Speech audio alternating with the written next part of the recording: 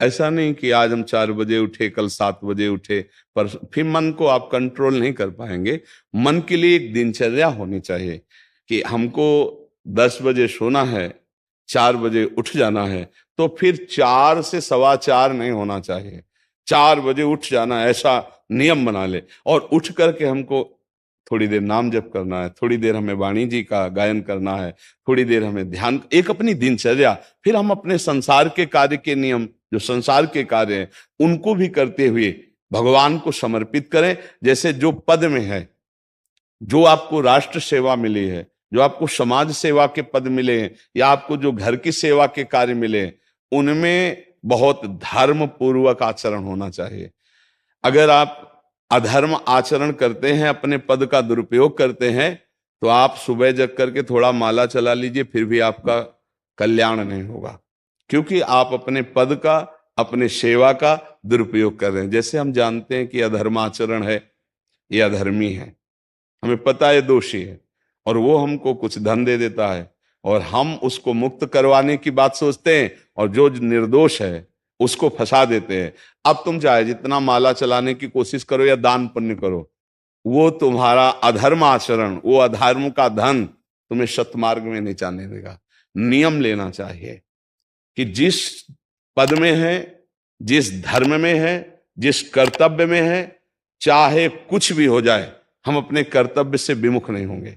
जितना जप महान है, उतने कर्तव्य महान है। दोनों बातें समझना है। माला फेरा और इसके बाद बेईमानी, अधर्माचरण, इनका कोई नियम नहीं है कि हमें कैसे चलना है, तो वो माला काम नहीं कर पाएगा, क्योंकि उसका तभी सत्य भाव माना जाएगा माला जपला जब धर्माचरण है। धर्माचरण नियम से। बोले वो बड़े कट्टर नियम वाले हैं, उनको घूस नहीं, आप उनको भयभीत करके नहीं काम करवा सकते, प्रलोभन में काम नहीं करा सकते। ये हमारी गृहस्थी है ना, तो गृहस्थी के पालन के लिए धन चाहिए, और धन के लिए हम धर्म को आगे रखें, धन को नहीं। धर्म को, हमारा कर्तव्य क्या, प्रायः जैसे पूज्य बाबा ने कहा, आज हमारे देश में बहुत दुर्दशा हो रही है। दुर्दशा हो रही, क्यों? क्योंकि सब अपनी जगह से गलत हो रहे हैं। अगर अपनी जगह हम ठीक रहे तो हमारी दुर्दशा नहीं होगी, हमारा भजन कम होगा, लेकिन हम धर्म से चल रहे हैं तो हम विजयी होंगे। हम भगवान को प्रसन्न कर सकते हैं, क्योंकि हमें जो कार्य मिला है वो भगवान का ही कार्य, सृष्टि भगवान का कार्य। जैसे नए बच्चे कुछ वकालत पढ़ रहे थे, तो यहाँ आके प्रश्न किया था कि हम जानते हैं कि वो दोषी नहीं है, हम जानते हैं कि वो दोषी है, पर दोषी हमें पैसा दे रहा है, तो हम वकालत पढ़ी इसीलिए, हम उसको जिताएंगे, तो क्या कोई पाप है? तो उनका खुला पाप है। बोले नहीं, हमारी कोई ऐसा कंपनी दो, ऐसा कुछ बोले कि हमारी कंपनी को ये सिखाया जाता है, तो हमको तो ये करना ही होगा, अगर नहीं करेंगे तो हमारी वकालत का मतलब क्या रहा? तो नहीं, वकालत का मतलब अधर्मी को मुक्त करवाना नहीं है, वकालत का मतलब अधर्मी के सबूत एकत्रित करके उसको दंड दिलवाना है, और धर्मात्मा को मुक्त करवाना है। अब इसके लिए आपके पास अर्थव्यवस्था अगर कमजोर भी है, तो धर्म व्यवस्था आपकी पूरी है। धर्म व्यवस्था ठीक है तो परिवार स्वस्थ रहेगा, सुखी रहेगा, भगवान आप पर प्रसन्न रहेंगे। अच्छा, फिर हमने तर्क रखा कि जैसे आपकी बहन के साथ कोई गलत व्यवहार करे, आपको पता है, और वो आपको 10 लाख रुपया घूस दे, तो क्या आप उसका पक्ष लेंगे? नहीं, तो फिर दूसरी बहन के साथ किया है।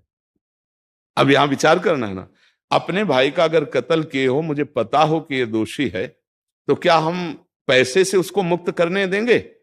लगेगा कि जान की बाजी लगा देंगे, और तुम्हें हम ऐसे ही एक गरीब आदमी की किसी ने हत्या की, तो आपका पक्ष बनता है। पर यह ज्ञान कहां मिलेगा?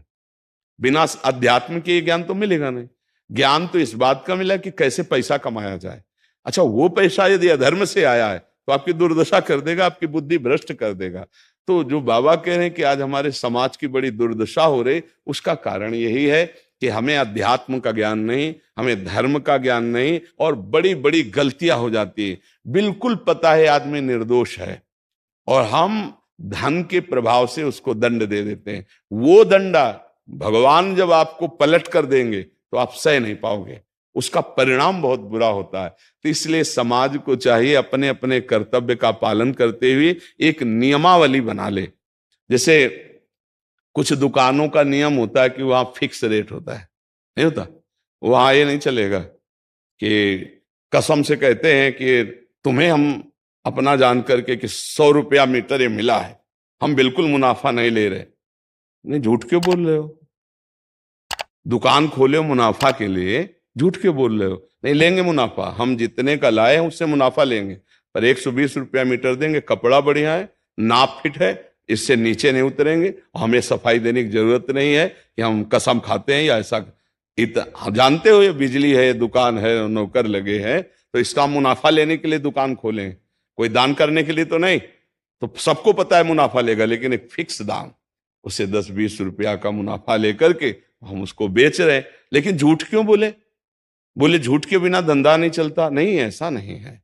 अब असत्य बोलोगे तो उससे जो आपको मुनाफा मिलेगा वो आपकी बुद्धि भ्रष्ट करेगा। और सत्य है कि मुनाफा के लिए है वही चीज, और आप एक फिक्स रेट में दे रहे हैं,